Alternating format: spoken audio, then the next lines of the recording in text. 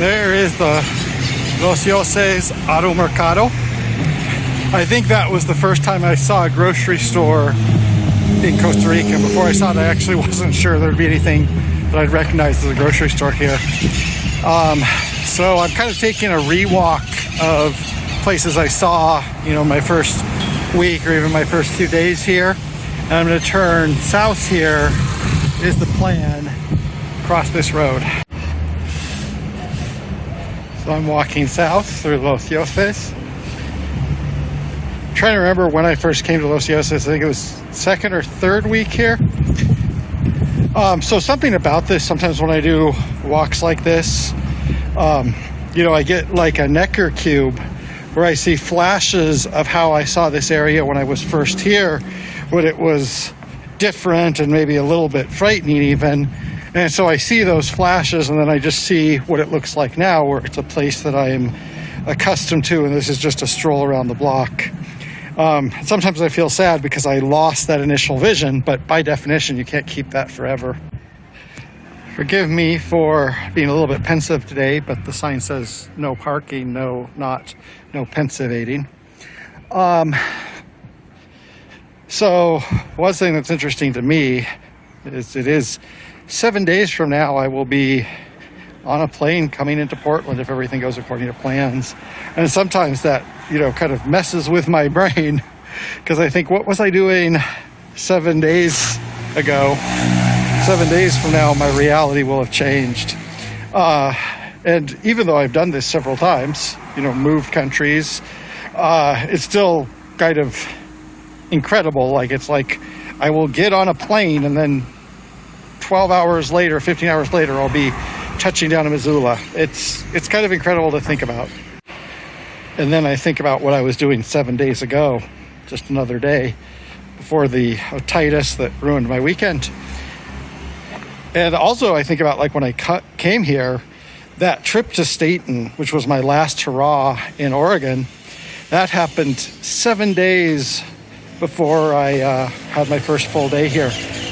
I can't believe I did it. Sometimes I can't believe I'm in a different country.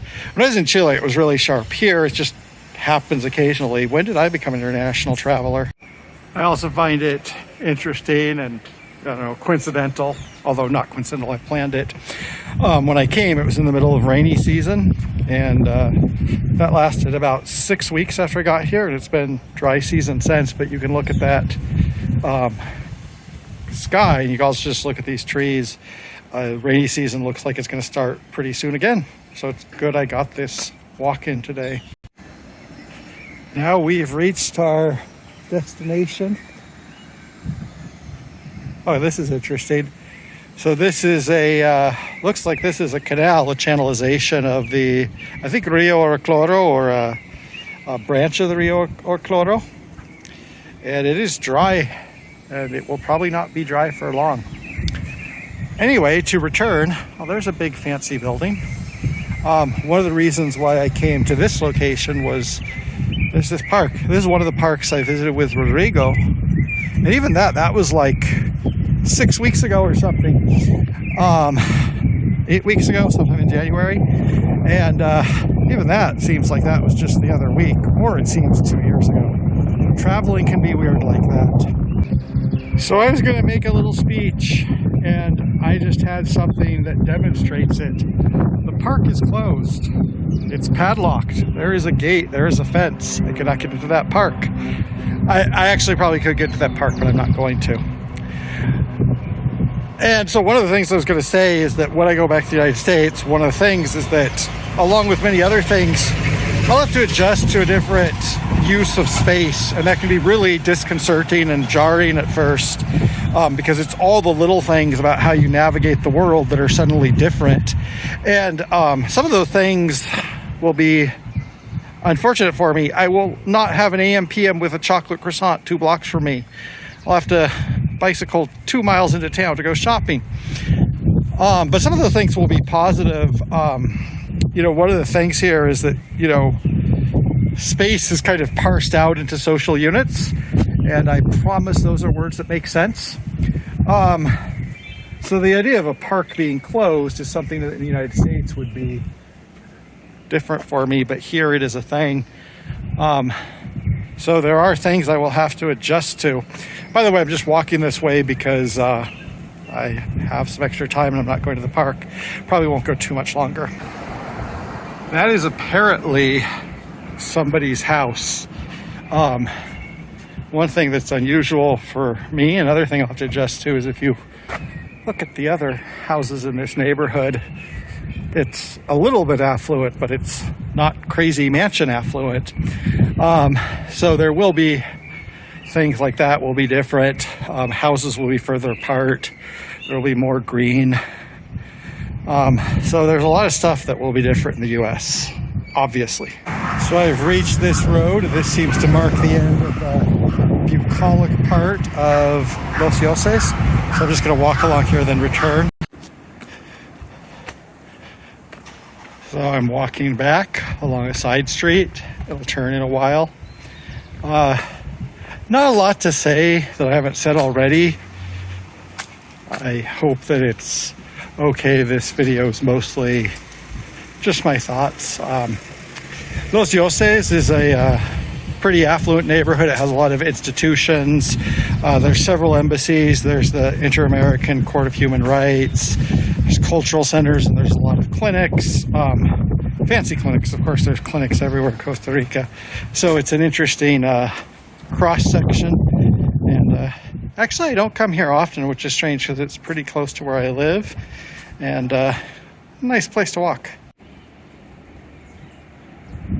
So it looks like they are making or preparing to make something over there. And could be that is more housing, which I would approve of course. And it also could be it's a park, which I would also approve of. A lot of stuff in process here. And sometimes my judgments are clouded because I don't know the process. I see things and I make comments up on them, but I've only been here since October, so I don't really know the context. And here we are about to cross the Rio Cloro. And in that direction would be Pequeña Serra Park, where we went actually just a month ago. And look at, so that is the Rio Cloro, and it is dry. I don't know if that's usual or if that's unusual this time of year for it to be totally dry. Oh, I'm climbing back up the hill from the Rio Cloro Valley back to the highway and Mall San Pedro and what have you. And one thing about me kind of like just talking about my feelings and, walking and talking in circles is one thing in Costa Rica, and I hope this doesn't sound wrong, a lot of times when I go places, I'm thinking it will reach a climax, and it doesn't get there. Sounds like a personal problem. So like I go through a neighborhood like this, and I kind of want to reach a core or a central point, and I walk around in circles, and I see some stuff, and I'm like, but where's the core that I'm looking for? And that's kind of been, I know that sounds kind of strange, but that's kind of been my experience here. And today we did see that literally, because I was like, I want to walk up that path in that park and get to that vantage point, and I didn't. So that's kind of been a consistent thing here, and I don't know how to explain it better than that. As an example of the many institutions in Los Yoses, here is the IUCN, the International Union of Conservation of Nature. They actually have an address too. So as you can see, there is a lot of things in Los Yoses, and maybe that comes across clear in the video that a lot of these buildings are institutions of some sort. Well, I am back on the main road. The only thing I have left to do is go to Pequeño Mundo, buy some food. One thing about moving is it's difficult because you don't want to get too much food, but because you're going to leave, and you also don't want to not have food. Anyway, so today was just kind of lots of thoughts and feelings. I hope that other people did get something out of it. You guys see the neighborhood, and sometimes I think the things I say about traveling and seeing a new place might be relevant and interesting to others. But yeah, I know it's kind of amorphous, and hey, that's life. Thank you for watching.